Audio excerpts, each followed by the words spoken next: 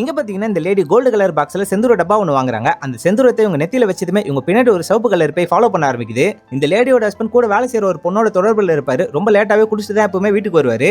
இவங்க பொண்டாட்டி ஒரு சுத்தமா மதிக்க மாட்டாரு. இவங்கள ஒரு அடிமை போல தான் நடத்துவாரு. இந்த விஷயத்தெல்லாமே அந்த பேய் நோட் பண்ணுது. மறுநாள் காலையில இந்த சிவப்பு கலர் பேய் அந்த ஆளையும் ஃபாலோ பண்ணிட்டு போகுது. வேலையை முடிச்சதுமே இந்த பொண்ணோட வீட்டுக்கு தான் போய் பத்துன்னு இருப்பான். திடீர்னு உங்க பொண்டாட்டியும் ஃபோன் பண்றாங்க. ரொம்ப அர்ஜென்ட்டுங்க, வீட்டுக்கு வாங்கன்னு சொல்லி கூப்பிடுறாங்க.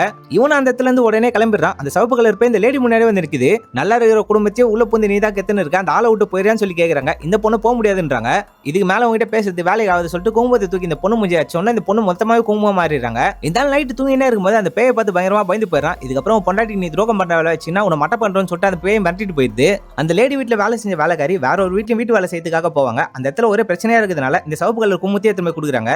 இந்த வீட்டுல இந்த லேடி தான் அவங்க ஹஸ்பண்ட் போட்டு பயங்கரமா கொடுமை பண்ணிருக்காங்க. அந்த ஆளை ஃபாலோ பண்ணி போய் அந்த பேயும் பாக்குது. இவர் ஒரு டாக்டர் கூட ரொம்ப நெருக்கமாவே இருக்காரு. அந்த டாக்டர் போயிட்டு அந்த பேயை மிரட்ட ஆரம்பிக்குது. அப்பதான் அந்த பேய்க்கு ஒரு உண்மை தெரிய வருது. அந்த லேடி அவங்களோட ஹஸ்பண்டை கொண்டு மொத்த சொத்தியமா ஆட்டை போடுறதுக்காக தான் பிளான் பண்ணியிருப்பாங்க. இந்த விஷயம் அவருக்கு தெரிஞ்சதுனால தான் டாக்டர் கிட்ட வந்து ரொம்ப ஃபீலிங்ஸா பேசியிருப்பாரு. அவருக்கு ஆறுதலா தான் அவங்க கட்டி பிடிச்சிருப்பாங்க. வீட்டுல பார்த்தா இந்த லேடி ஹஸ்பண்டை காலி பண்றதுக்காக வெஸ்த கலைஞர் இருக்குது. இவரும் சைலண்டா வீட்டுக்கு வந்து பத்துறாரு. நீ சொத்துக்கு ஆசைப்படாம உன் புருஷன் கூட வாழ்வியான்னு சொல்லி இந்த பேய் கேக்குது. ஆனா இந்த பொண்ணு அதெல்லாம் முடியாதுன்றாங்க. அந்த லேடி மேல செந்தூரத்தை இந்த பேயும் வீசுது. அந்த லேடி மொத்தமாவே செந்தூரமா மாறுறாங்க. யாரெல்லாம் இந்த செந்தூரத்தை யூஸ் பண்றாங்களோ அவங்களோட ஃபேமிலியில் நடக்கிற எல்லா பிரச்சனையுமே இந்த பேய் சால்வ் பண்ணி வைக்குது. அப்படி இந்த படத்தை முடிக்கிறாங்க.